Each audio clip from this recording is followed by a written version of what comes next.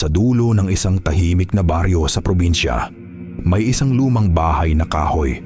Kupas ang pintura, luma ang bubong, at palaging tila may nagmamasid mula sa mga bintana nito. Doon nakatira si Lola Berta. Mag-isa na lang siya sa buhay. Pumanaw na ang kanyang asawa at ang kanyang mga anak ay nasa Maynila na. Sa gabi, madalas siyang nakaupo sa tumba-tumba sa harap ng bahay. Hawak ang rosaryo, nakatitig sa dilim na para bang may hinihintay. Hanggang isang gabi, isang malakas na kalabog ang gumising sa mga kapitbahay. May sumigaw, isang matinis, desperadong sigaw ng isang matanda. "Maawa kayo, wala akong kalaban-laban." Pero walang tumulong. Kinaumagahan, natagpuan si Lola Berta na wala ng buhay sa loob ng sarili niyang bahay. Wasak ang mga gamit, bukas ang mga aparador. Parang may naghahanap ng kung ano. Ngunit wala namang nawawala, maliban sa katahimikan ng lugar. Mabilis na isinara ang kaso. Nanakawan daw, pinatay para sa pera. Pero doon nagsimula ang tunay na takot.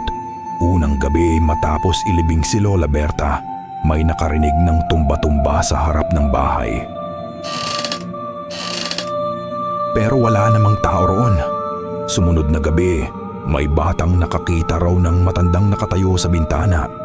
Maputla ang mukha, nakaputi, at nakatitiig sa daan.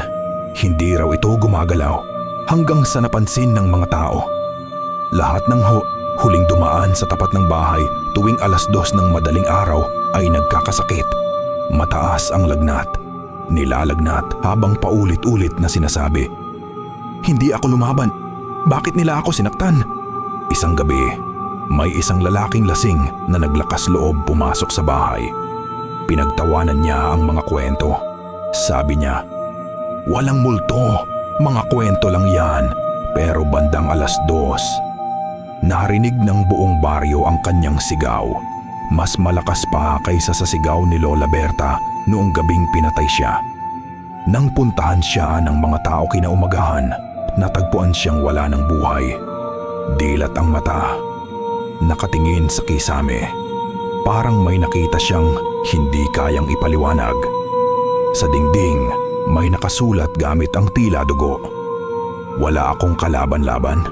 Hanggang ngayon, hindi pa rin nabebenta ang bahay. Tuwing 2:00 ng madaling araw, maririnig pa rin ang mahinang pag-iyak. Minsan, may kasamang bulong, "Gusto ko lang ng hustisya." At kung mapapadaan ka roon sa gabi at marinig mo ang tumba-tumba na gumagalaw, huwag kang lilingon dahil baka ikaw na ang susunod na makarinig ng huling sigaw ni Lola Berta.